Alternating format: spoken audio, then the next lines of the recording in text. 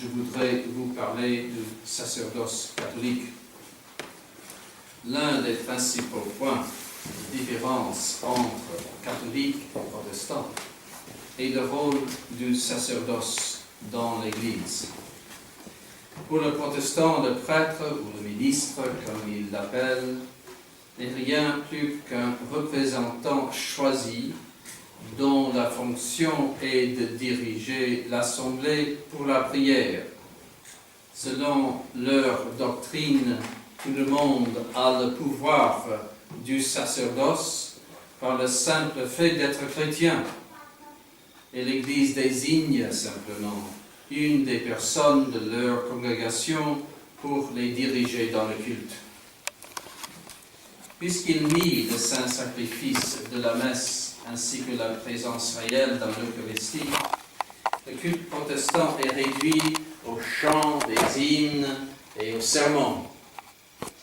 Dans certains cas, une reconstitution de la dernière scène est faite et une communion au pain et au vin ou simplement de jus de raisin est distribuée.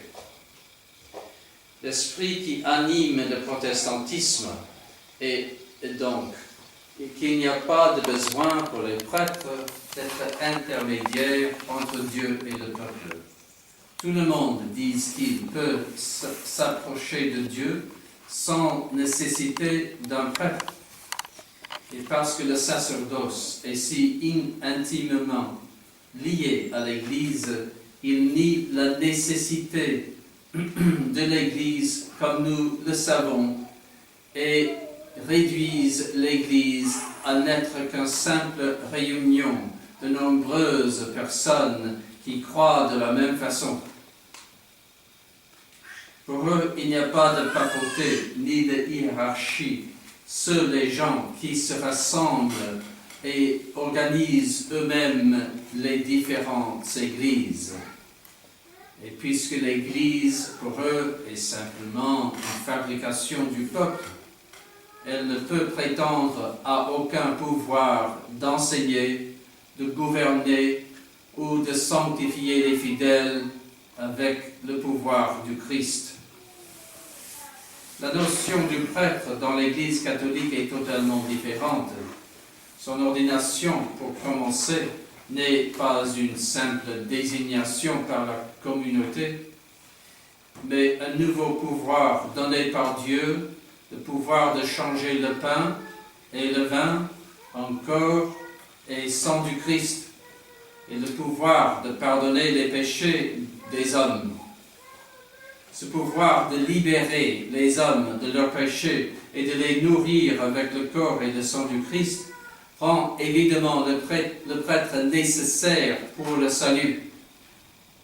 Lorsque nous joignons le pouvoir sacramentel du sacerdoce à l'autorité qui est donnée à l'Église par le Christ pour enseigner, régir et sanctifier, nous pouvons facilement comprendre pourquoi l'Église tient une place si importante dans nos vies. L'Église a l'autorité d'enseigner, c'est-à-dire de prendre le dépôt de la révélation qui se trouve dans la Sainte Écriture et la tradition, de l'interpréter et d'enseigner cette interprétation aux fidèles avec l'autorité du Christ. Par interprétation, nous ne voulons pas dire que l'Église a le pouvoir de donner un nouveau sens à la parole de Dieu, mais elle a l'autorité pour nous dire ce que la Sainte Écriture ou la tradition entend réellement dire, ce que, en effet, Dieu veut signifier lorsqu'il dit certaines choses. Par exemple, le pape Pie XI a cité l'incident dans la Genèse où Onan est frappé de mort pour avoir abusé du mariage, pour indiquer que le contrôle artificiel des naissances était intrinsèquement mauvais. Par conséquent, nous devons croire, de par l'enseignement de l'Église, que le sens de ce passage de la parole inspirée de Dieu et que le détournement de la fin du mariage est un péché digne de la mort éternelle. L'Église a le pouvoir de gouverner les fidèles, c'est-à-dire de faire des lois qui les guident au salut éternel. L'Église établit le droit canon, en conséquence, par lequel les fidèles sont vraiment tenus d'observer certaines lois. Désobéir est un péché. Ces lois ne sont pas imposées aux fidèles comme des fardeaux, mais comme des panneaux, les panneaux et signes de la vraie voie du salut. Le jeûne et l'abstinence, par exemple, sont des lois instituées par l'Église pour le salut des fidèles. L'Église a aussi institué les lois liturgiques qui doivent être respectées dans la célébration de la messe et dans les sacrements. L'Église a encore le pouvoir de sanctifier. Elle possède les sept sacrements. Elle a reçu explicitement de la bouche du Christ le pouvoir de pardonner ou de retenir les péchés des hommes.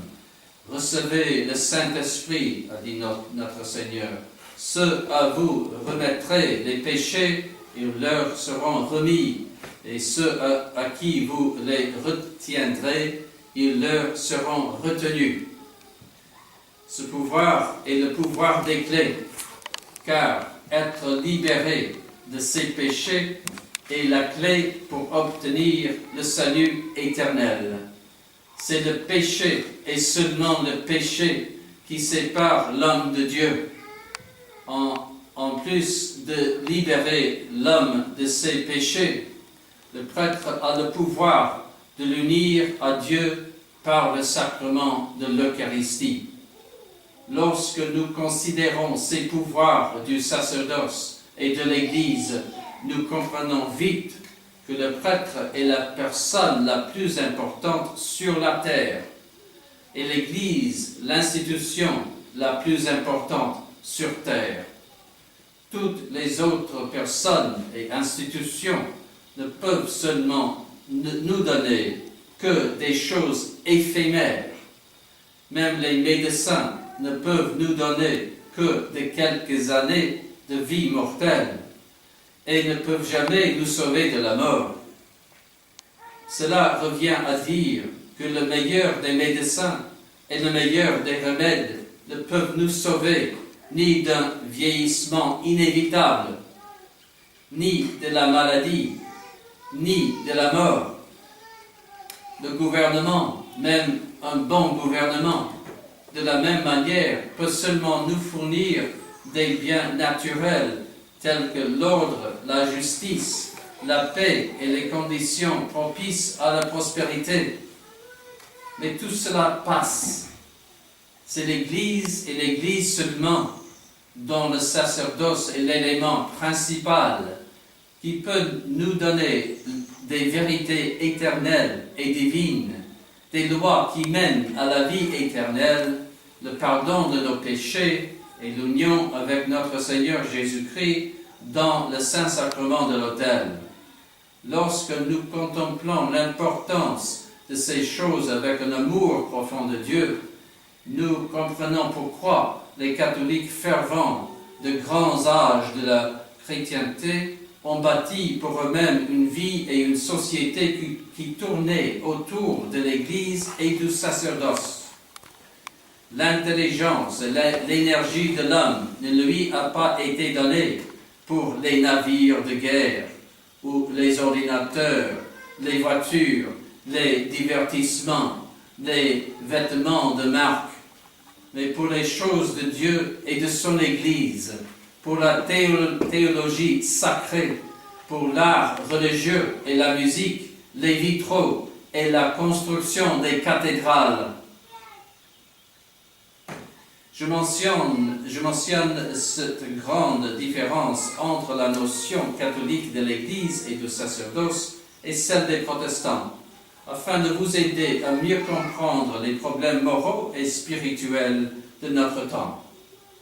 Nous vivons dans un monde qui est façonné socialement, moralement et même politiquement par la mentalité du protestantisme. Je vais vous expliquer.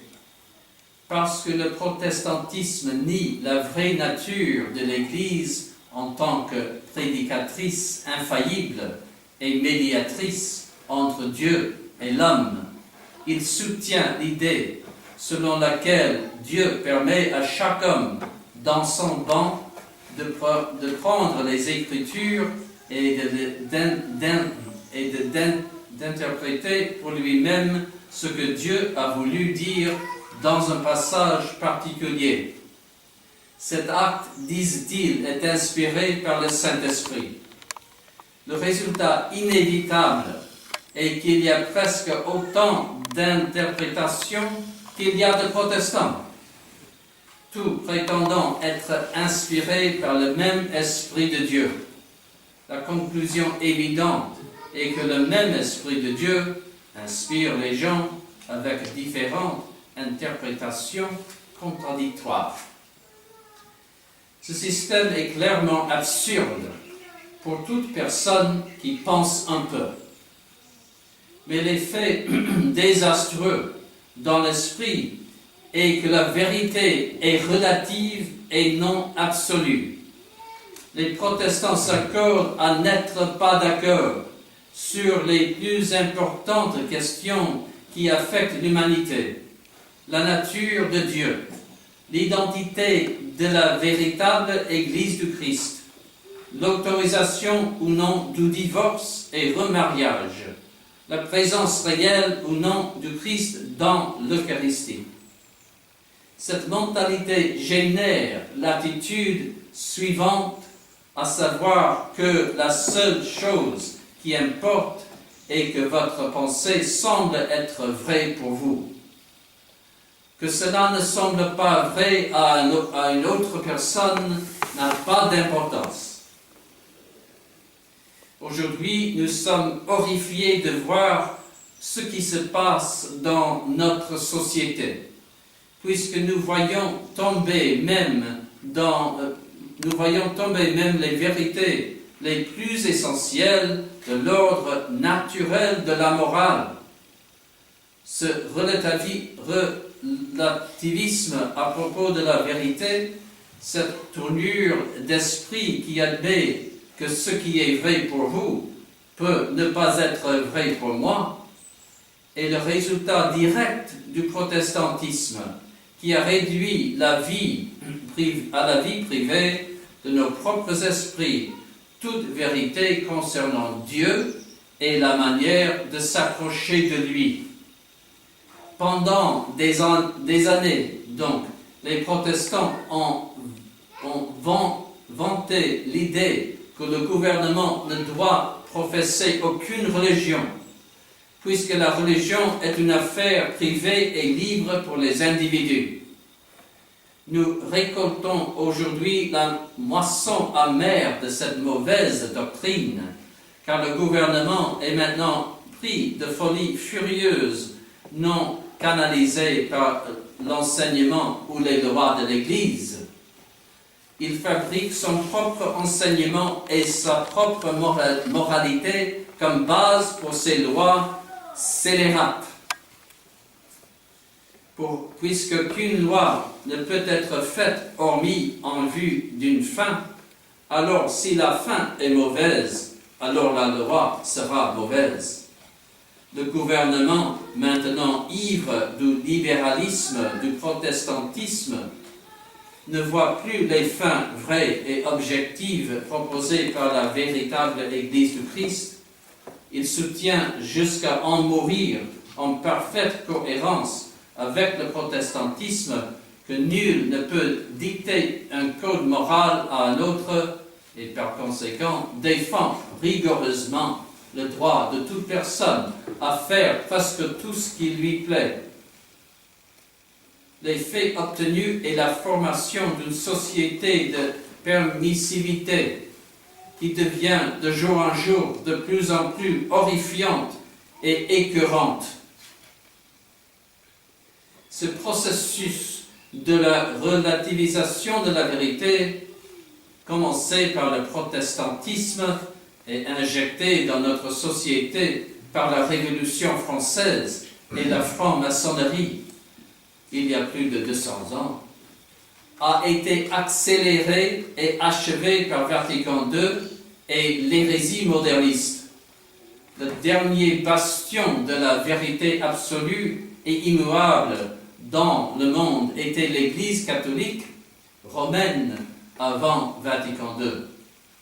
Le principal poison de ce concile a injecté dans les institutions de l'Église et le poison même du libéralisme protestant, à savoir qu'il n'y a pas une véritable Église du Christ, mais que tous ceux qui regardent Jésus avec foi peuvent être considérés comme appartenant à son Église. Cette doctrine satanique a dépouillé les institutions de l'Église de leur plus grande qualité essentielle, l'infaillible proposition et l'adhésion à un ensemble unique de dogmes immuables et de lois morales basées sur la révélation divine. L'utilisation même du latin dans la liturgie et dans ces documents sacrés de l'Église était un magnifique symbole de l'immuabilité et de l'universalité et de l'antiquité des vérités de l'Église de Rome. C'est un non-sens absurde et inutile que de rechercher la messe en latin dans une religion qui professe le pluralisme dogmatique et le relativisme. Je veux parler du nouvel ordre. Notre combat n'est pas un combat pour le latin ou même simplement pour la messe traditionnelle. C'est un combat pour rendre à nos institutions catholiques cette qualité sainte de l'adhésion totale aux vérités absolues révélées par Dieu et promulguées par l'Église depuis sa création. Notre combat est de bannir à jamais de nos églises catholiques la lèpre du libéralisme, de l'œcuménisme et du relativisme ayant l'odeur de l'hérésie protestante. De ce qui a été dit, nous devrions percevoir immédiatement la valeur du prêtre catholique, le prêtre catholique idéal dans l'esprit de notre Seigneur Jésus-Christ est un homme avec toutes les qualités physiques, émotionnelles et mentales appropriées, qui aime Dieu avec zèle et qui, par-dessus tout, est profondément instruit dans les vérités de la foi, qui les a intériorisées par sa méditation quotidienne et par l'apostolat, qui a mortifié son attachement à ce monde et qui est doux et humble de cœur, dont l'intelligence est entièrement dominée par la foi, dont les intérêts et les objectifs sont dictés par l'espérance surnaturelle et dont l'amour est enflammé par la divine charité. Un tel homme est un grand don à un monde chargé de péché, car par son administration des sacrements, par sa prédication et par son exemple, il libérera les hommes de leurs péchés et de les portera vers l'union à Dieu. Que de jeunes gens qui sont ici aujourd'hui pensent à la vocation sacerdotale. Oui, il y a des sacrifices. Oui, c'est un temps de crise et de trouble dans l'Église. Mais si votre mère est malade, allez-vous la laisser mourir? Est-ce cela le chemin de la vertu pour un fils loyal? Si vous avez la foi aujourd'hui, c'est parce qu'un prêtre était là dans les temps passés pour enseigner la foi et la nourrir et la bâtir. Cessez de penser à l'argent, au pouvoir, au prestige, au plaisir des femmes. Mettez de côté même les joies et l'accomplissement de la vie familiale, qui sont souvent entachées de tristesse et même de misère. Et répondez à l'appel de Christ à une amitié intime avec lui, et comme un autre Christ, libérez les hommes de leurs péchés en offrant le saint sacrifice de la messe et le saint sacrifice de votre vie. Au nom du Père et du Fils et du Saint-Esprit.